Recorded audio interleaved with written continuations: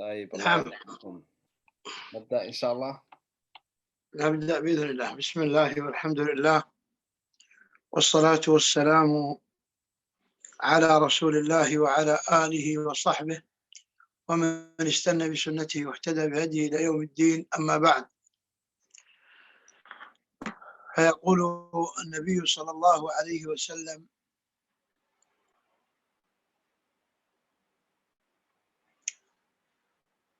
ما اجتمع قوم في بيت من بيوت الله يتلون كتاب الله ويتدارسونه بينهم إلا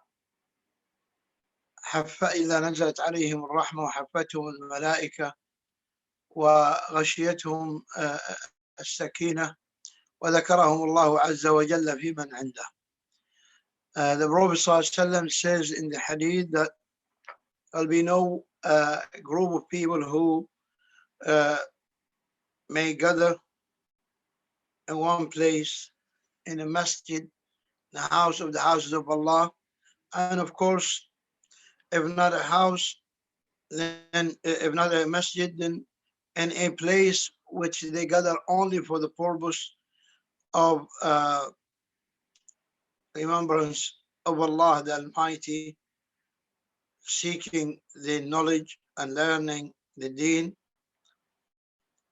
If they do so, then they get this reward which the Prophet ﷺ mentioned.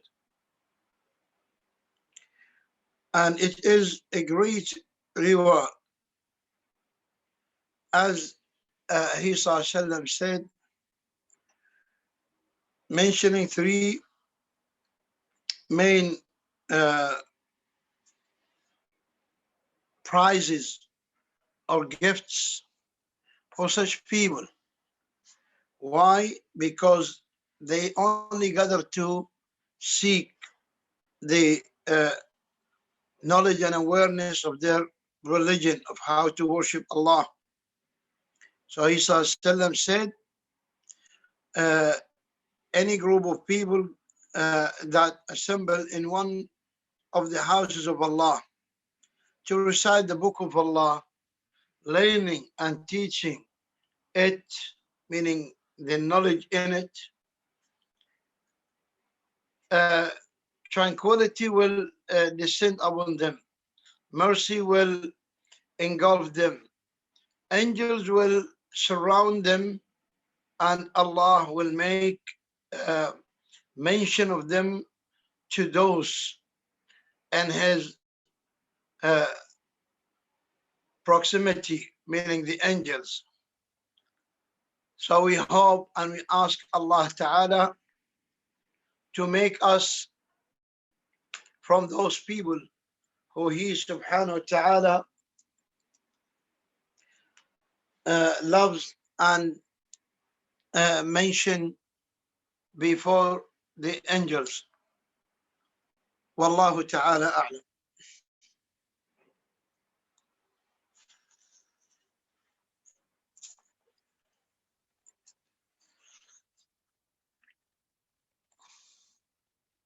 طيب شيخنا جزاك الله خير وأحسن الله إليك. وإياكم، بس ارفع الصوت قليل. والله لعل الهيدفون مشكلة يعني، سبحان الله. أنت تستعمل هيدفون؟ لا يعني كنت، ولكن الآن لا. لا قررت ما عندك الهيدفون؟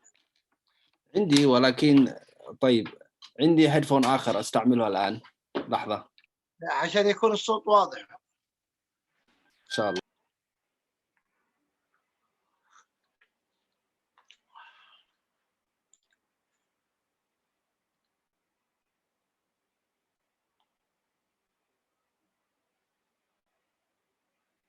كيف الآن؟ جيد، ممتاز. إن شاء الله أفضل؟ جدا أفضل جدا. ما شاء الله. طيب السؤال الأول إن شاء الله.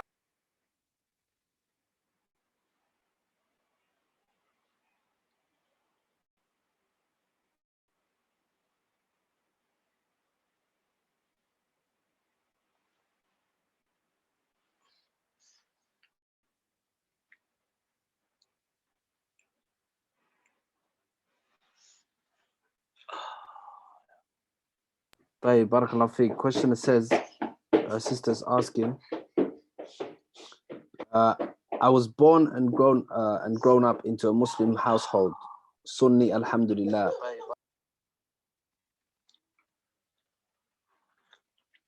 Sunni, alhamdulillah. But when I started practicing and seeking knowledge, I got a lot of difficulties with my parents. So what I do is that I please them during the day and help and aid them whenever they need me. But during the nights, I seek knowledge so that they won't know, as they prohibit me from seeking. Is there a blame upon me if I secretly seek knowledge without them knowing, or should I obey them with regards to this? No, you have no blame on you, but you have praise. Jazakallah khair for being grateful to your parents. But again, Jazakallah khair for continuing seeking knowledge, which is very necessary and essential for yourself, your parents, and for even the people in your time, and maybe after, Allah knows best. If Allah Ta'ala blessed you and become a scholar, maybe you leave knowledge behind you after a long life, bidinillah. That's good. Continue as is.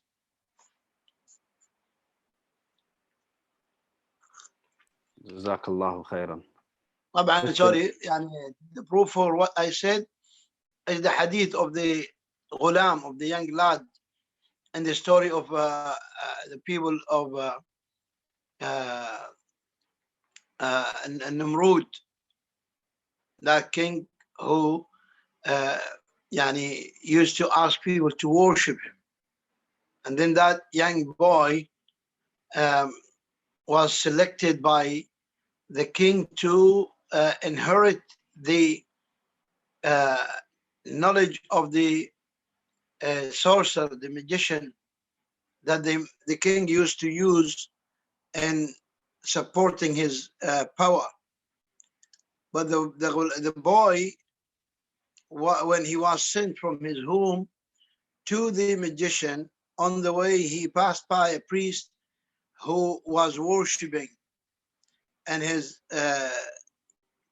temple or whatever place of worship, and he liked what he used to say, so he sought to him and learned from him, and he kept that hidden from his family and from the king as well as from the magician. And he used to go to the magician and do not take what he says in consideration or seriousness, because it's only magic and shirk. So this is the proof that yes, you can please your parents, but at the same time seek knowledge even if they don't want you to seek knowledge. Barakallahu feek. Sallallahu alayhi shaykhana.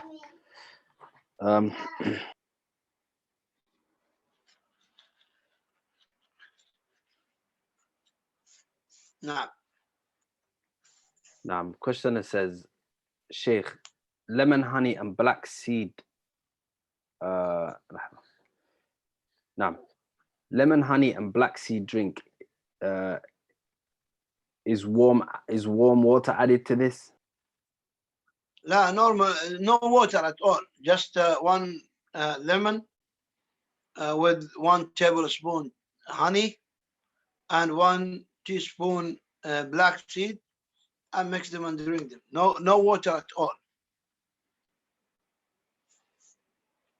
Sallallahu alayhi wa jazakallah khair.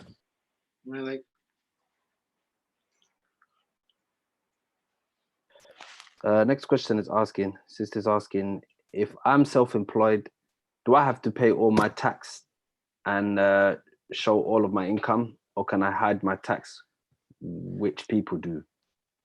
Nah. If you think that they are not going to discover that,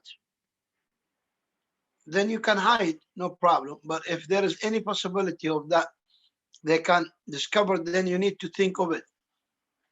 Is it going to put you in trouble, or is it going to bring Islam any bad repetition? If so, then avoid and pay it, and Allah Ta'ala will replace for you because you are forced to. But if there is nothing of that can happen, then yes, because the tax is called in Arabic muks, and muks is forbidden in Islam. Allahu A'lam. Jazakallah khair wa barakallahu feek, Shaykhana. Another question, it says, is serving my in-laws the same reward as serving my own parents? Definitely no. Serving your in-laws is like serving any other Muslim. But serving your parents is mandatory, compulsory upon you. That's a big difference. Your in-laws are not your parents. Are not your parents. So serving them is something good, but it cannot equal serving your own parents. Wallahu a'lam. Ahsan Allah ilayk, Shaykhana, wa jazakallah khair. Questioner, brother's asking, I would like to know if I could cook food at home, the amount of a sa' and give it to a needy person as zakatul fitr. يعني هل يجوز هذا؟ La, zakatul fitr cannot be given as cooked food. It must be given as raw food. And don't ask why, because the Sharia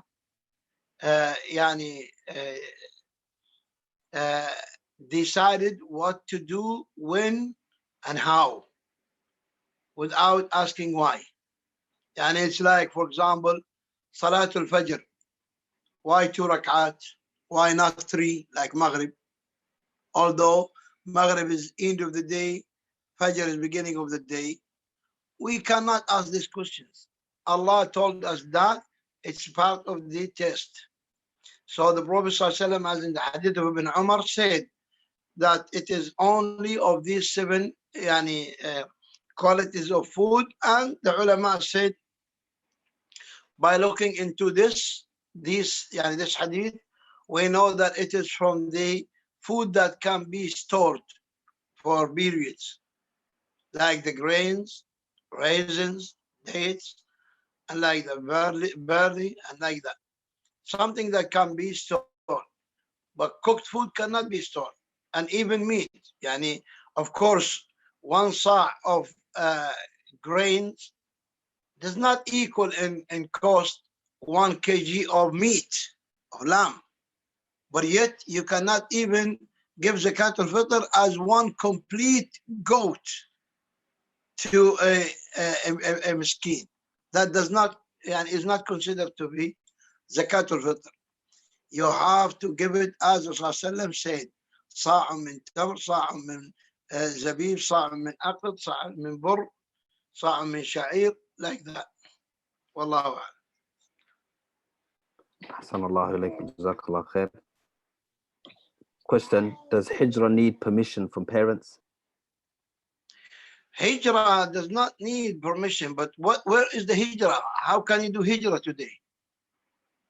Someone considered that he applied for a job in Saudi Arabia with good accommodation, good salary, and a very comfortable life, and he comes with the British passport and he says that this is hijrah.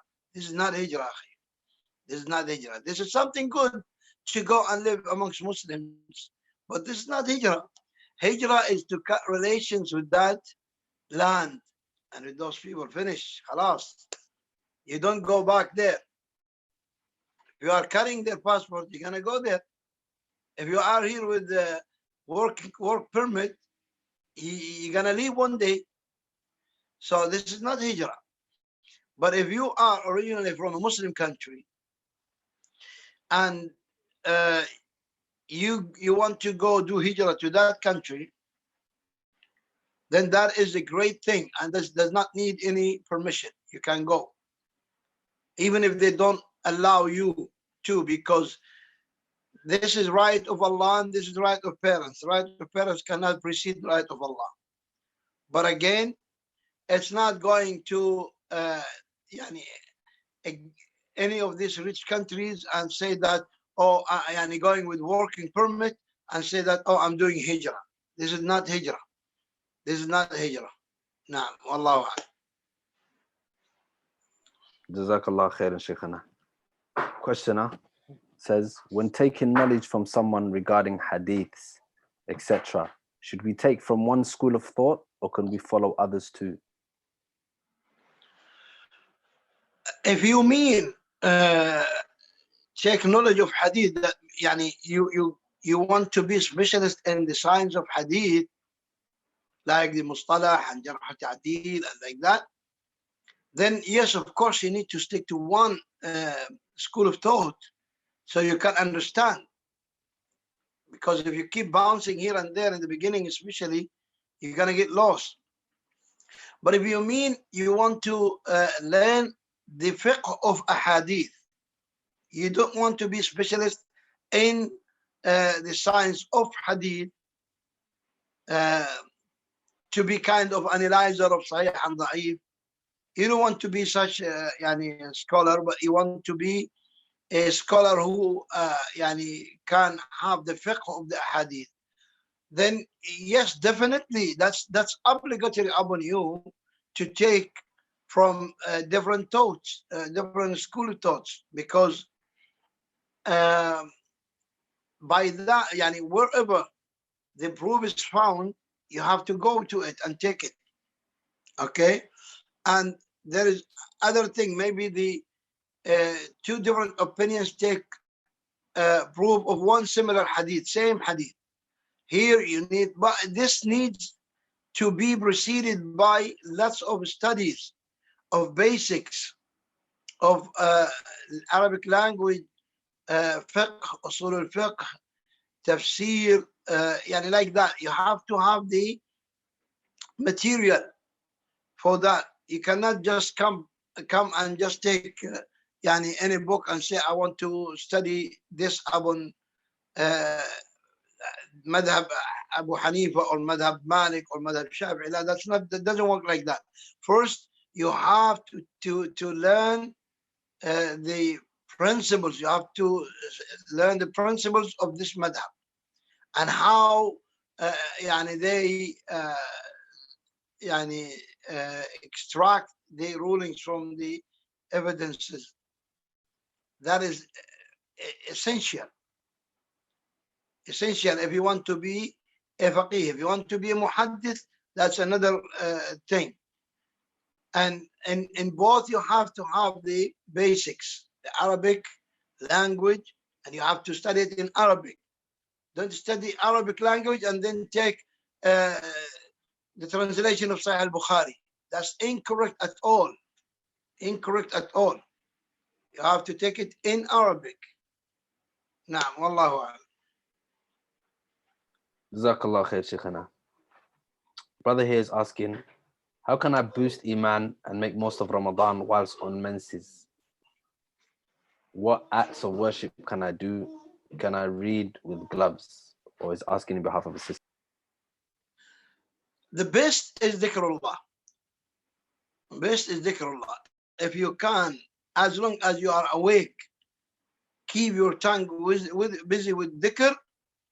That is the best of how to increase and generate iman in your heart. As Allah Ta'ala said, Ala bi dhikrillahi tatma'innu al-qulub. And the Prophet ﷺ said to the man, La yazalu lisanuka ratban min dhikrillah. Keep your tongue wet of the remembrance of Allah. Wa a'la dhikr qira'at al-Quran. Wa Ramadan huwa shahr al-Quran. And the highest level of dhikr is reciting the Quran. And Ramadan is the month of Quran. If you are someone who can read Quran from the Mus'haf, from the book, then just keep yourself busy with it. If not, recite what you can recite and keep your tongue all the time busy with the dhikr of Allah. Wallahu a'lam. Jazakallah khair. Our brother here is asking, Is hitting the face allowed in the name of self-defense if your life or loved ones are in danger? Again, say again. Yani he's asking about, is hitting the face allowed in the name of self-defense if your life or your loved ones are in danger? The Prophet ﷺ forbid hitting faces. But if there is, if there is no way but that, if you do your best, and the thing is that you have to, be frank and prepare the answer before Allah, because Allah knows what is in your heart. When you ask me now, I don't know what is in your heart. So Allah knows. If you say that it is the only way I could have defended myself, then that inshallah nothing, no harm on you. But if you intentionally mean to do it to humiliate or cause a bigger harm, then that is haram. Try it with other than the face. Wallahu a'lam.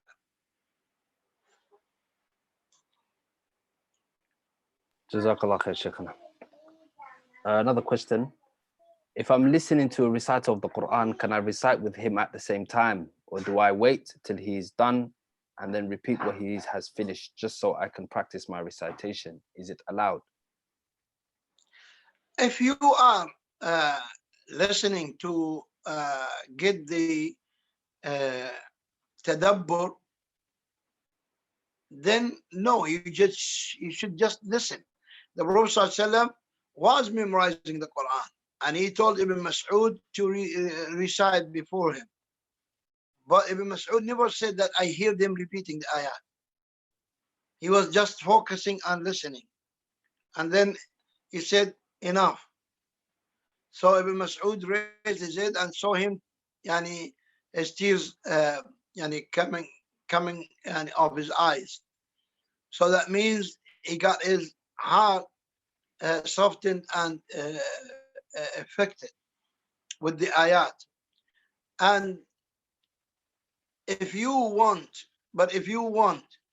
to learn how to recite, and the reciter recites slowly like that, which we call it al-Mushaf al-Muallim, then yes, you can recite with the reciter so that you can correct your recitation. But the best is to just listen, and after that recite. And once he finishes the ayah, you recite it. Because if you recite while he is reciting, then you cannot. Allah Ta'ala said, مَا جَعَلَ اللَّهُ لِامْرِئٍ مِّن قَلْبَيْنِ فِي جَوْفِهِ. Allah Ta'ala said, Allah did not create two hearts for a person in his chest. So if you're gonna focus on listening, of course you cannot do the recitation because it takes some of your concentration and focusing. Na'am, wallahu a'lam. Jazakallah khair. Ukhti As'al, sister's asking, what steps can a person take when they start to lack motivation in memorizing, whether it is Quran or Mutun? First of all, you take what suits your level. That's first of all. Second, don't move from it. Don't move from that ayat, that book, that portion, until you are 100% memorizing it. And learn the if it is Quran, the interpretation of it, the summary that makes the memory stronger of those ayat. And if it is hadith or something, then you learn the explanation of the ulama for it. So that helps you. And also you need to choose the amount of how much you memorize.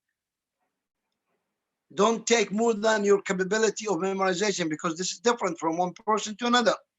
As they say that an Imam al-Daraqutni, when he used to walk in the streets and in the market, he used to stick his two index fingers into his ears all the time. And when he was asked why, He said, I'm afraid that the speech of people stick to my memory. That means whatever comes through his ear, it doesn't go out. Now, so this is, not all people can be like that. So you need to examine your capability of memorizing. What is the maximum, and then don't exceed. Don't go beyond that. Take just what you can do. And if it is Quran, try to use it when you are praying night prayers.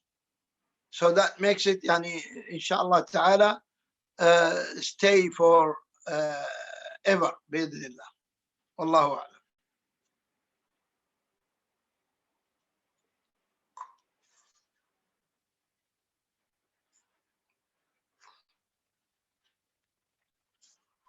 Jazakallah khair, Shaykhana, barakallah feek. Question is asking, what is the ruling on mental health issues in Islam? Is there a dua, or are people with mental health issues forgiven for the sins, i.e., they have bipolar or dementia and can't pray or forget, etc.? Wallahi, this depends on the report of the medicine doctors. If the person who has mental illness, because mental illnesses are not equal, not the same, not all in one level. If they can't remember, if they can't, if they lose, sanity, if it depends on mental issues is not in the same line. And general ruling like that is not of just. So we have to know the specific illness, so the suitable fatwa can be given, not just general like that. Anyone has mental illness is excluded from this ruling or not excluded from that ruling. That's not fair. To be fair is to have the proper analyzation of that situation or case, medical case. Then the fatwa can be given based on. Wallahu a'lam. Sallallahu alayhi Shaykhana. Another question here. Brother's asking, is there any value in studying sarf, and are there any books recommended by the scholars?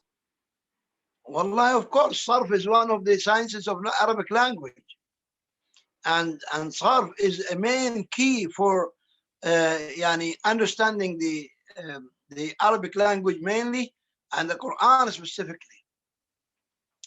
And yes, there are books of sarf, but the problem is, it's not like that. It's not like, oh, I like sarf, let me go study sarf. La, first of all, you have to have a teacher, qualified teacher, and you have to study first the nahu until you are good in it, and then you go to sarf. Because sarf, you have to be fully Arabic understanding, so you can understand the sarf. Now, wallahu a'lam. There are books, a lot of books for sarf. I would recommend صرف الكافي. هذا كتاب جيد. نعم. I would recommend صرف الكافي. هذا كتاب جيد. لا. The recommendation is not like that. A recommendation based on the level of the student. صحيح. طيب. أحسن الله عليك. Another question here.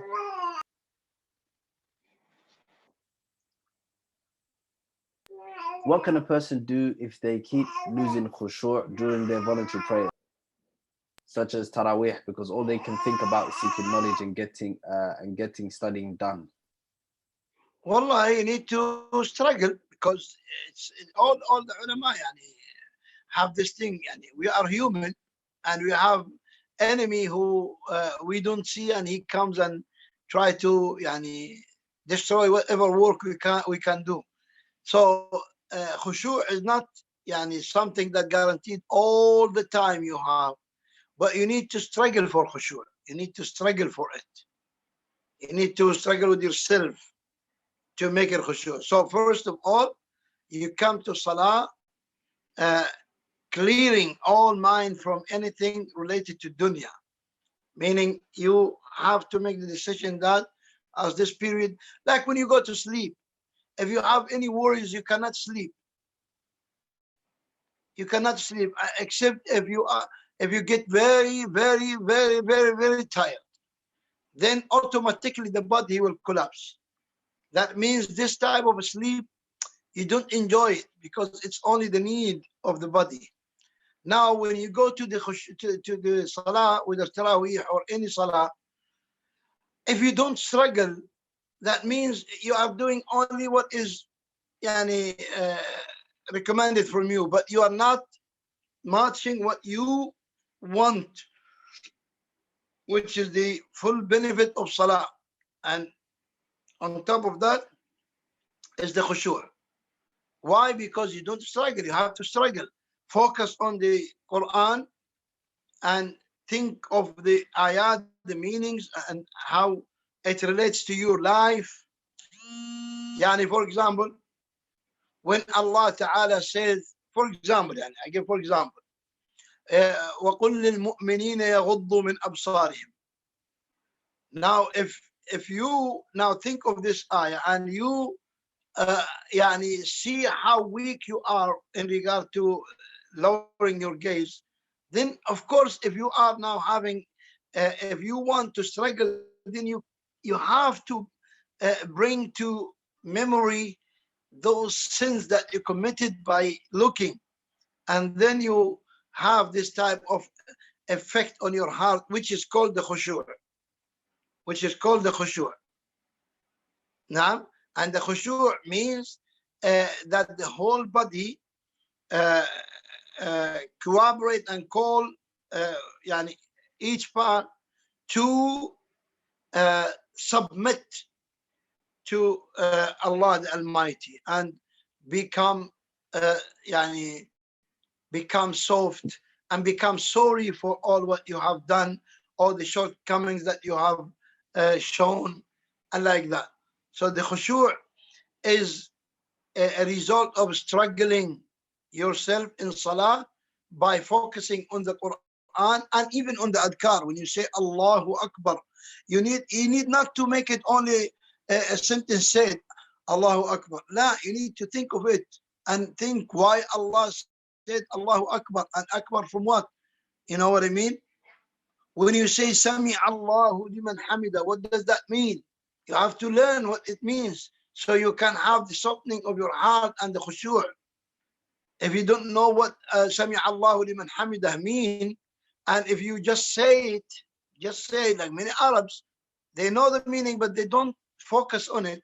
They just say Sami Allahu liman hamidah, but that's it. And when you ask them why you say Sami Allahu liman hamidah, they don't know. They don't know. So you have to learn the meanings of these things, so and bear them in mind when you come in salah, so that the khushu' can come to your heart. Wallahu a'lam.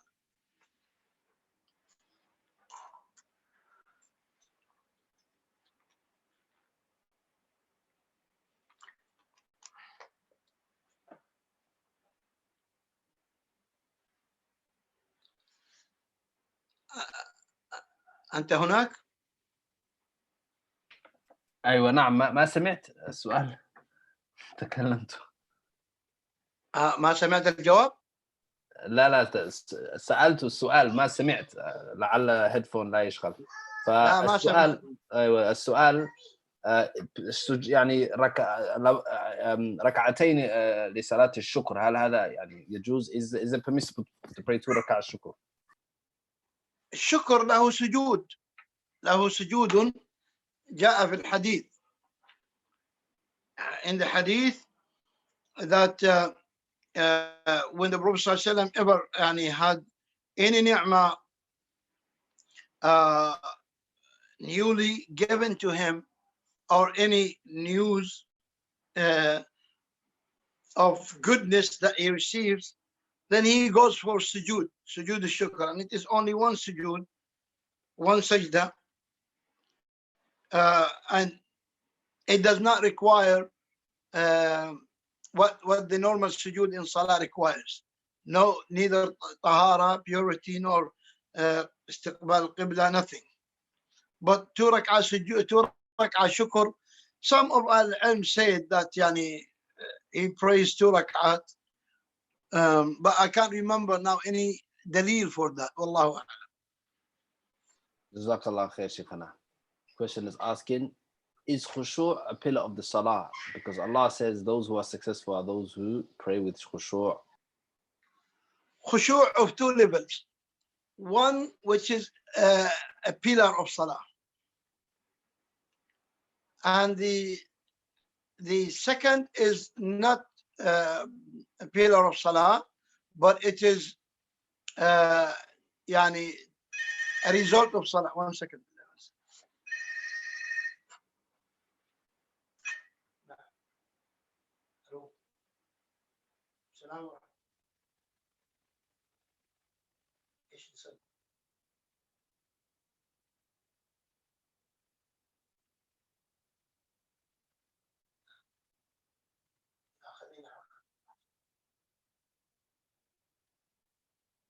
بلاش الفول بس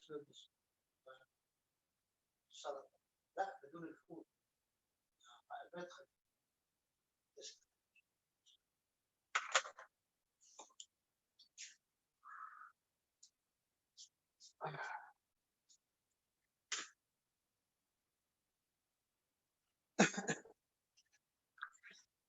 sorry.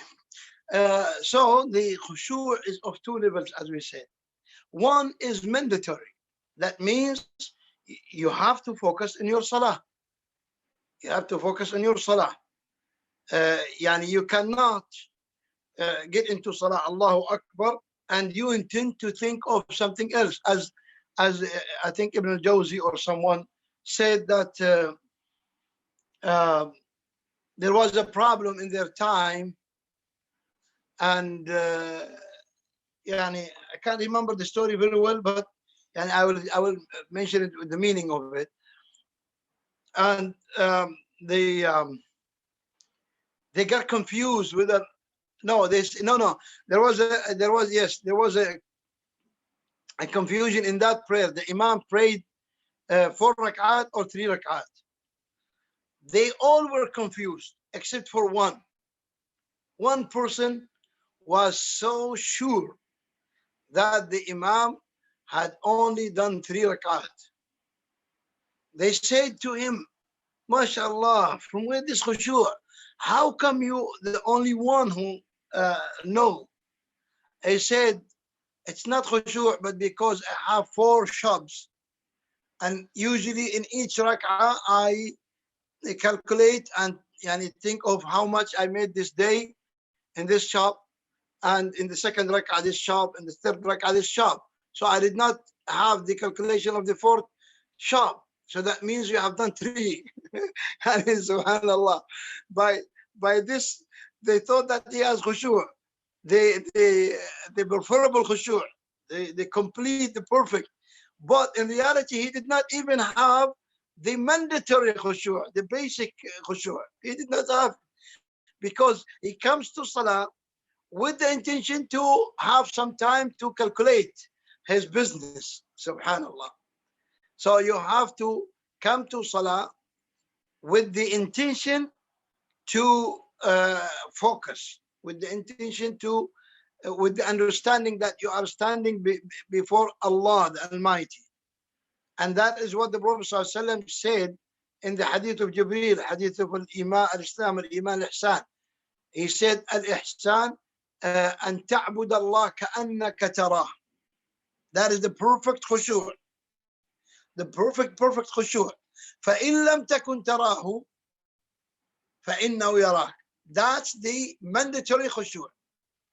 Mandatory khushu' says you have to worship Allah like if you are seeing him in front of you. That is the perfect khushu'. Because when you see Allah in front of you, no doubt that you are going only to focus on salah.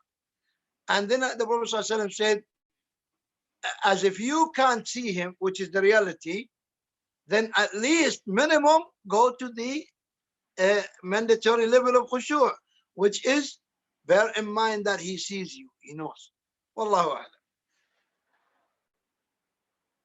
Jazakallah khair, Shaykhana, barakallah feek. Questions asking, is it fard for a woman to make dua for her husband who committed major sin. I am confused as we have love and hate for the sake of Allah. So shouldn't one make dua for the good doers instead? Subhanallah. طيب يعني let's do a little change on the question. If it is your child, your son, you make dua for him or not? Of course, as long as he is still Muslim, you need to make dua. Allah subhanahu wa ta'ala in Surah Al-Furqan taught us, males and females, to make dua for our spouses. والذين يقولون ربنا هب لنا من أزواجنا وذرياتنا قرة أعين واجعلنا للمتقين إماما. And those who say, oh our Lord, give us from our spouses and offspring a matter of settling of our eyes, meaning yani cause of pleasure and happiness and tranquility, and make us imams of the pious people. So you when you make dua for your husband, you are asking Allah to bring tranquility and peace and love to your house. Do you like that or not? So if you like it, you do it. Barakallahu fiik. جزاك الله خير شيخنا. بقي أسئلة؟ السؤال يعني شوي وسؤال آخر المهم إن شاء الله اثنين لعل نأخذ اثنين إن شاء الله. طيب, quickly we say the Shaykh has been asked, Shaykh, what motivated you to carry on studying the deen? الأخت يسأل. What motivates you is two things. First of all, to know the purpose of your existence. If you know the purpose of your existence, of course you are going to work hard to adhere it and to achieve that purpose of why you are here. The second is to know the future, if I would say, the future, if I would call it, yani the next life.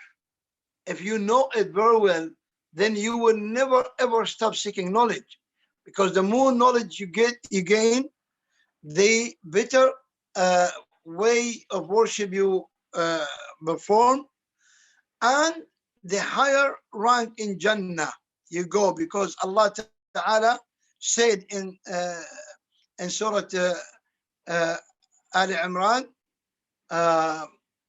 وَمَنْ يُطِعِ اللَّهَ وَالرَّسُولَ فأولئك مع الذين أنعم الله عليهم من النبيين والصديقين والشهداء والصالحين. Shuhada, either the martyrs or shuhada, the witnesses, and always the witnesses are the best, and they are the messengers and the people of knowledge. And when you know that Allah subhanahu wa ta'ala likes from amongst mankind those who are upon knowledge, who act upon it and call to it, Allah Ta'ala likes them the best, as Allah Ta'ala stated in the Quran, as the Prophet ﷺ said in the Sunnah. Is there any other question?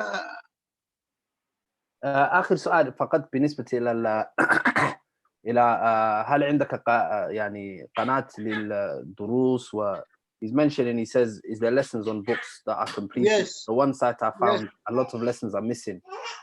I will inshallah send you Abu Aisha, and then you can spread it inshallah. There is, but these days we are, with the like this general durus or question and answers. After Ramadan, we're gonna resume inshallah our durus. There is now a dars or two inshallah. I will send to Abu Aisha and he will spread it inshallah to all of you. وإن شاء الله بارك الله فيك إن شاء الله والدروس معنا أيضا إن شاء الله. نعم بإذن الله. وبارك الله فيكم وصلى الله وسلم وبارك على نبينا محمد وعلى آله وصحبه. السلام عليكم ورحمة الله وبركاته. عليكم السلام ورحمة الله وبركاته. So that's So that's the questions. That's all the questions Sheikh can take for today. Inshallah, we continue tomorrow, bidillah kareem, until Friday, bidillah, and then we continue on Monday. So weekdays only, 6 p.m. Assalamu alaikum wa rahmatullahi wa barakatuh.